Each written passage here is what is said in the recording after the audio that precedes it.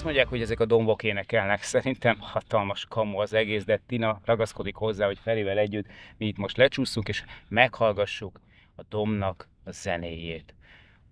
Ugye csak kamu az egész, Tina, és a domb nem zenél, vagy tényleg zenél? This is magic, really. Scientists people don't know exactly, but they just can suppose that this is a basement, like basalt platform between a big Kalkan and small Kalkan, and then the clean sand which appear here hundreds of millions years collected, and then this sand when it's moving, it's making ultrazvuk, which reflection. Ultrazvuk. You see, and its reflection down, Okay. then answer from this basalt platform and come to us. It's not only ultrazvuk. When I just invited you go down, and you will feel all mountains is shaking. You see, it's not only sound; it's moving. Yes, and some people crying because this is ultrazvuk.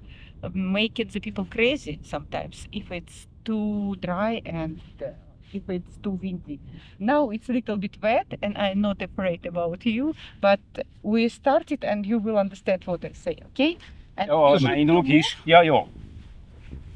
Feri, ezt te voltál? Hát, ezt nem hiszem el.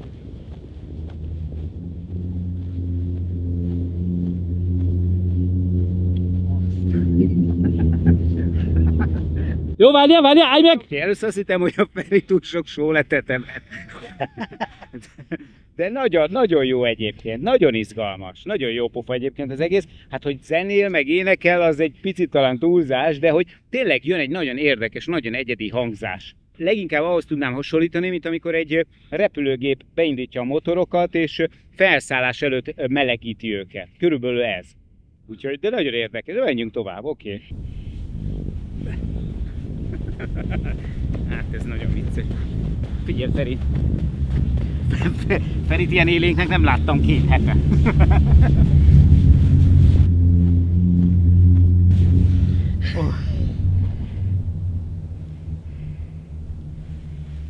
Van egy olyan legenda, hogy Dzsingisz Kánt ez alá temették, ugye van egy ilyen legenda. Mert ezek a dönék ugye nem mozdulnak el a hegység miatt, mert cirkulál a szél, és mindig újra termeli a homokot a folyó, az Ili folyó. Elképzelem a sok vidám, hogy hívják ott, világhódító mongolta, hogy seggen csúszkálnak lefele a domb aljába, aztán szépen visszakocognak, és még egy kört, de a kányuk már nagyon unja. Nem tud aludni. Nem tud aludni tőle a jurtában.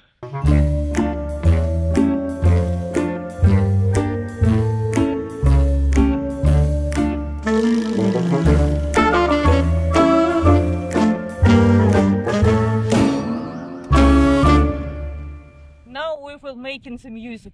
Yeah. By ourselves and by this sound. And this is fantastic. It depends how many sound you moved. Yeah, and if we're together, it's more sound. If just one person, it's less. Together we're like orchestra.